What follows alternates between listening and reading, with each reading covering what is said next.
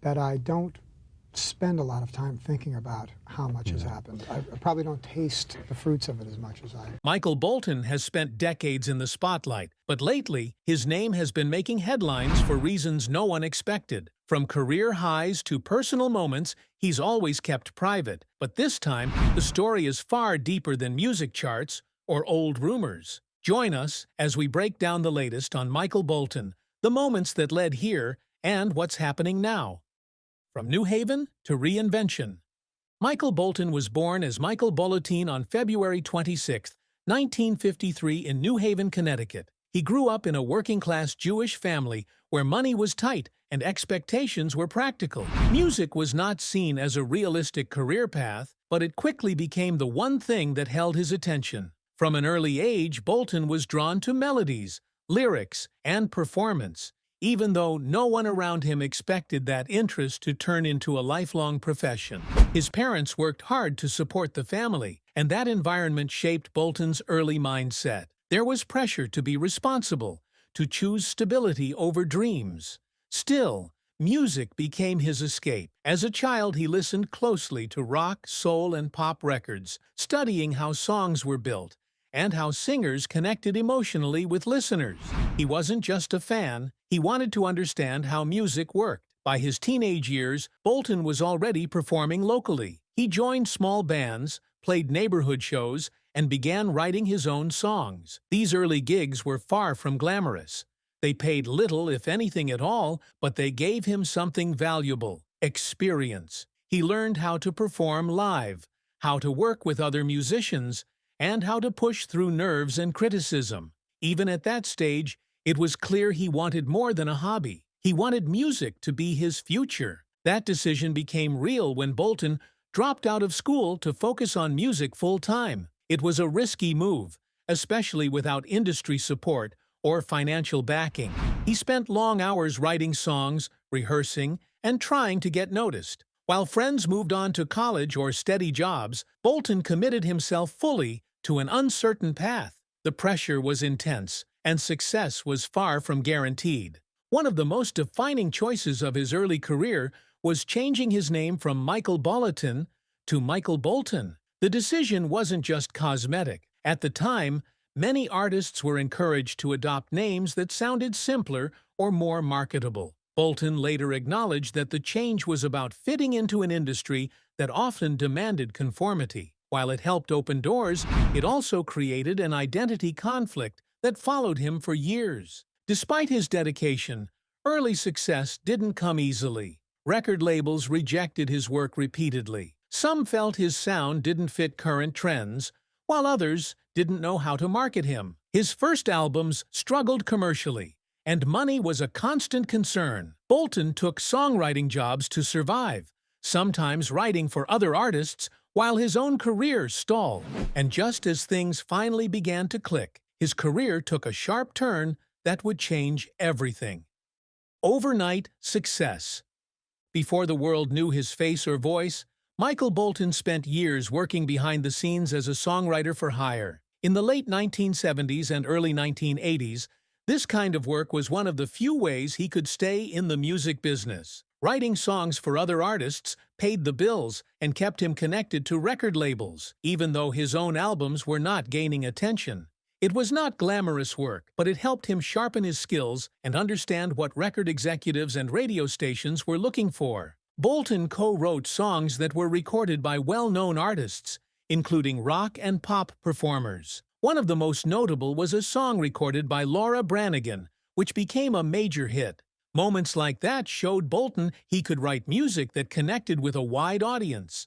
Still, there was frustration. His songs were climbing the charts in other voices, while his own career remained stalled. He wanted to be more than just a writer in the background. During this period, Bolton continued releasing solo albums, hoping one would finally break through. Instead, several early records failed to gain traction. Sales were low, radio play was limited, and critics were unsure how to place him. His music leaned toward rock and blue-eyed soul, but it didn't fit neatly into any popular category at the time. Each album that failed added pressure, and the label support around him began to thin. The major turning point came when Bolton made a clear shift in direction. Rather than chasing rock radio, he leaned into adult contemporary music. This format welcomed emotional songs, slower tempos, and powerful vocals. Bolton's voice, which had sometimes been overlooked before, suddenly became his greatest strength. He began recording polished power ballads that focused on heartbreak, longing, and vulnerability. These songs connected quickly with adult listeners and radio programmers. By the late 1980s, the change paid off. Singles like "That's What Love Is All About" and "How Am I Supposed to Live Without You" received heavy radio airplay. His albums started climbing the charts, and his audience grew rapidly. What had looked like an endless struggle suddenly turned into steady success. To many fans, Bolton appeared to arrive out of nowhere, even though he had already spent nearly a decade working toward that moment. The early 1990s marked the peak of Bolton's commercial success. His albums sold millions of copies, and his songs dominated adult contemporary and pop charts. He won Grammy Awards, which gave him industry validation he had chased for years. At award shows and on television, Bolton was presented as a leading voice in romantic pop music. His concerts filled large venues, and his records became staples in homes across the country. With that success came a very specific public image. Bolton was now widely seen as a romantic crooner, known for emotional ballads and heartfelt performances. This image helped him sell records, but it also overshadowed his earlier roots as a rock-influenced songwriter. Some longtime listeners were surprised by the shift, while newer fans had no idea about his past work. Bolton himself acknowledged that the image was shaped as much by the industry as by his own choices. Not everyone embraced his success. Rock purists criticized his music as overly polished and commercial. Some accused him of abandoning his earlier sound to chase chart success. At the same time, pop culture began to poke fun at his intense delivery and dramatic lyrics. Television shows and comedians used his image for jokes, often exaggerating his emotional style. While the satire sometimes stung, it also kept him visible in the public conversation. Despite the criticism, Bolton remained focused on his audience. He understood that his music resonated deeply with listeners who connected to its honesty and emotion. For him, success was not about pleasing everyone, but about finally reaching the people who had been waiting to hear his voice. After years of rejection and doubt, he had carved out a place that was entirely his own. And just as his fame reached new heights, his personal life began drawing attention that would soon rival his music. Marriage, divorce, and private life. Before fame changed his daily life, Michael Bolton was already building a family. In 1975, long before his name was widely known, he married Maureen Maguire. At the time, Bolton was still struggling to establish himself in the music industry. There were no hit songs, no major tours, and very little financial security. Their relationship developed away from cameras and headlines, grounded in everyday life rather than celebrity. During their marriage, Bolton and Maguire had 3 daughters together. Raising a family while chasing a music career was not easy. Bolton spent long hours writing songs, rehearsing, and traveling for small shows. Income was inconsistent, and rejection from record labels was common. Like many families in similar situations, they had to make sacrifices and manage stress quietly. Music was Bolton's dream, but it often came at the cost of time spent at home. As the years passed, Bolton's persistence finally began to pay off. His career slowly gained momentum, and with that came more travel, more studio time, and more public exposure. While success brought financial relief, it also introduced new challenges. The demands of a growing music career made balancing work and family increasingly difficult. Long absences and packed schedules added strain to an already pressured household. The late 1980s marked a major shift. Bolton's music began climbing the charts, and his public profile rose quickly. What had once been a private family life suddenly existed on the edge of public attention. Fame brought interviews, photo shoots, and expectations that were hard to escape. For families not used to that level of exposure, the adjustment could be overwhelming. In 1990, Bolton and Maguire divorced. right as his stardom was reaching new heights. The timing drew attention, though both parties kept details private. Unlike many celebrity divorces, there were no public accusations or dramatic statements. Bolton did not speak openly about the reasons behind the split, choosing instead to protect his children and maintain a sense of normalcy as much as possible. After the divorce, Bolton became known for guarding his personal life carefully. While he continued to appear regularly in the media for his music, he avoided discussing family matters in detail. Interviews focused on albums, touring, and songwriting rather than relationships. This approach stood out at a time when many celebrities used personal stories to stay in the spotlight. Bolton seemed determined to draw a firm line between his career and his private world. That silence, however, did not stop public curiosity. As Bolton's fame grew, tabloids stepped in to fill the gaps. Speculation about his relationships, dating life, and personal struggles became common. Stories were often built on limited information, unnamed sources, or simple assumptions. Without direct confirmation from Bolton, rumors were able to circulate freely. Some reports exaggerated normal events, while others blurred the line between fact and fiction. Bolton rarely responded, which only fueled further speculation. For tabloids, mystery often sells better than clarity. The less he shared, the more attention his private life seemed to attract. Still, Bolton remained consistent in his choice to stay quiet, even when stories became intrusive or inaccurate. This period shaped how the public viewed him off-stage. To fans, he appeared reserved and protective of his family. To tabloids, he became a figure of constant curiosity. Behind the scenes, Bolton focused on raising his daughters and maintaining stability despite the pressures of fame. His personal life may have been discussed publicly, but it was largely lived away from the spotlight. And as the rumors around his private life grew louder, his relationships soon became headline material of their own. Affairs and relationships.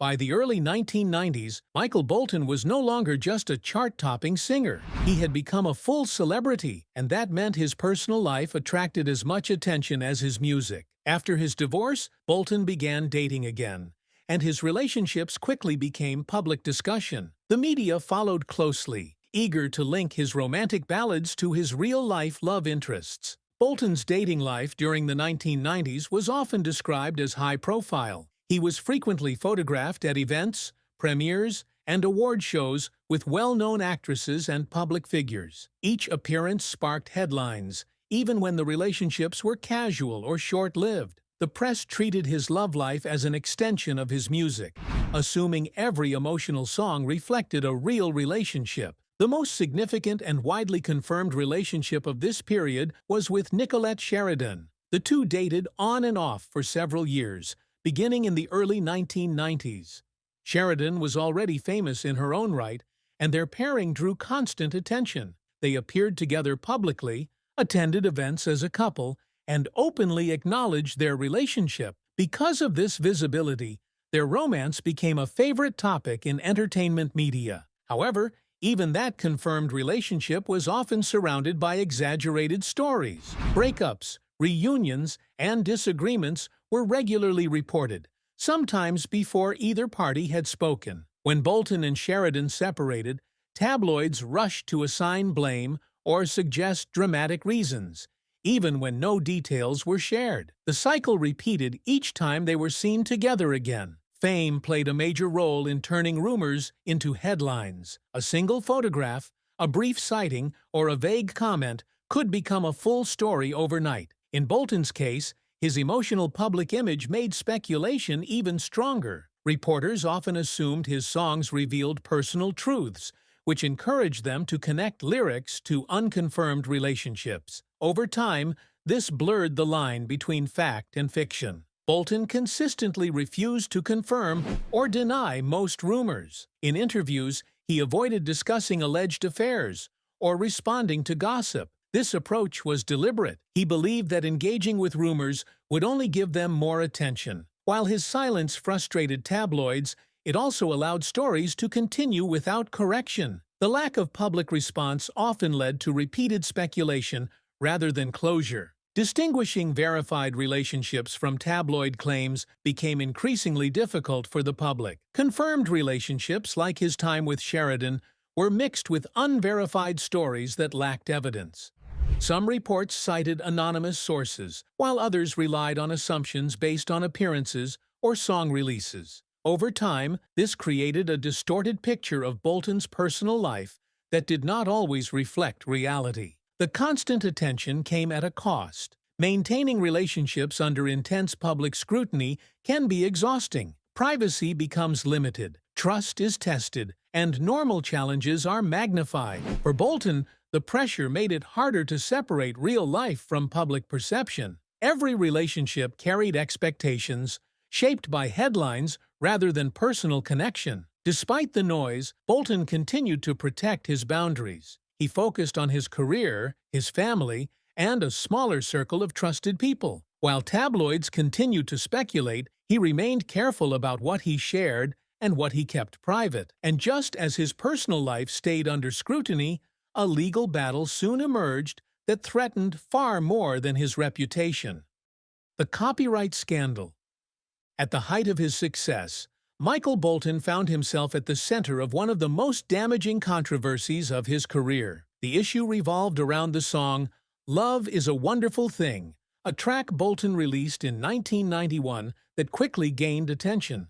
While fans embraced the song, it soon became the focus of a legal battle that would follow Bolton for decades and threaten the credibility he had spent years building. The problem began when members of the Isley Brothers claimed that Bolton's song copied elements from a song they released in 1966 with the same title. Although the songs were not identical in lyrics, the Isley Brothers argued that Bolton's melody, chord structure, and overall feel were too similar to be a coincidence. They believed the resemblance was strong enough to qualify as copyright infringement.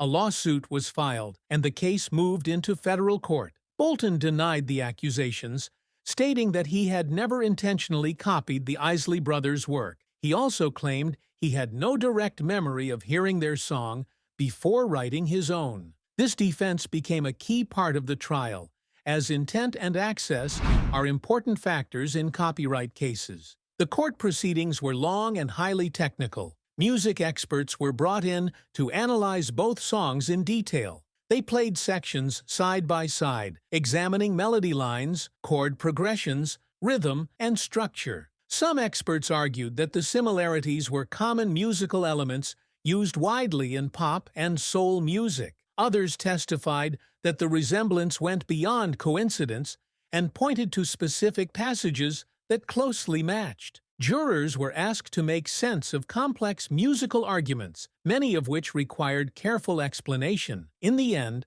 the jury sided with the Isley Brothers. They ruled that Bolton's song had infringed on the earlier work and that the similarities were substantial enough to warrant damages. The verdict shocked many in the industry, especially given Bolton's popularity at the time. The damages were significant. Bolton and his co-writers were ordered to pay several $1 million in compensation. The ruling was later upheld on appeal, which made the outcome final. Financially, Bolton could absorb the loss, but the damage to his reputation was harder to measure. Headlines quickly shifted from his chart success to questions about whether his biggest hits were truly original. Bolton responded publicly by standing firm in his denial. He maintained that the song was created independently and that any similarities were unintentional. In interviews, he expressed disappointment with the verdict, but avoided attacking the court or the plaintiffs. His calm response helped limit immediate backlash, but the controversy did not fade quickly. Within the music industry, the case sparked serious debate. Some artists and songwriters worried that the ruling set a dangerous precedent. They feared that shared musical styles could lead to lawsuits, even when copying was not deliberate. Others felt the decision reinforced the importance of protecting original work, especially older songs that might be forgotten by mainstream audiences. Questions about Bolton's artistic integrity followed him for years. Critics revisited his catalog, listening more closely for similarities to earlier songs. While no other cases reached the same level, the shadow of the lawsuit remained. For some listeners, the verdict changed how they viewed his music. For others, it had little impact on their enjoyment of his songs. The case also became a reference point in discussions about copyright law. It highlighted how difficult it can be to separate influence from infringement. Songwriters often draw inspiration from the music they grew up with, sometimes without realizing it. The Bolton case showed how courts might handle those gray areas and how costly the consequences could be. Over time, the scandal became a permanent footnote in Bolton's career story. Even years later, articles and profiles often mentioned the lawsuit alongside his achievements. While it did not end his career, it altered the conversation around his success and reminded the public that fame does not protect artists from legal scrutiny. The broader impact of the case reached far beyond Bolton himself. It made songwriters more cautious, encouraged labels to review material more carefully, and reinforced the idea that copyright disputes could affect even the biggest stars. It also showed how one court decision could reshape public perception overnight. And just when the controversy seemed impossible to top, new rumors began circulating that pushed Bolton back into tabloid headlines once again. Michael Bolton and Marla Maples. As Michael Bolton continued to dominate music charts in the 1990s, his personal life remained a steady target for gossip columns. One of the more persistent rumors during this time linked him to Marla Maples, even though no clear evidence ever supported the claims. The story became a classic example of how speculation can take on a life of its own once it enters the tabloid world. The origins of the rumors were vague and poorly sourced. Reports began appearing in entertainment magazines and gossip columns during the early to mid-1990s, a period when both Bolton and Maples were highly visible public figures. The claims were usually framed cautiously, using words like allegedly or reportedly without offering concrete details. No clear starting event was ever identified, which made the story difficult to trace back to a single moment. The timeline of the rumors suggests they surfaced during a time when Bolton's dating life was already under close media scrutiny. Having recently divorced and reached peak fame, any possible connection he had with another celebrity quickly attracted attention. Once the idea of a link with Maples appeared in print, it was repeated across multiple outlets, often without new information being added. Context played a major role in keeping the rumor alive. At the time, Marla Maples had strong tabloid appeal. Her personal life had been heavily covered by the media, and she was frequently featured in gossip headlines. This made her a familiar and clickable name for readers. Pairing her with Bolton, another headline-friendly figure, created a story that editors believed audiences would find interesting, regardless of proof. Despite the attention, there was a noticeable lack of evidence. No photographs of Bolton and Maples together surfaced. There were no confirmed sightings, no joint appearances at events, and no first-hand accounts from reliable sources. The story relied almost entirely on unnamed insiders or vague references to social circles, which weakened its credibility but did not stop it from spreading. Bolton chose not to engage publicly with the rumors. As with many other claims about his private life, he neither confirmed nor denied the reports. He avoided mentioning Maples in interviews and did not address the speculation directly. This silence was consistent with how he handled gossip, but it also left space for rumors to continue without correction.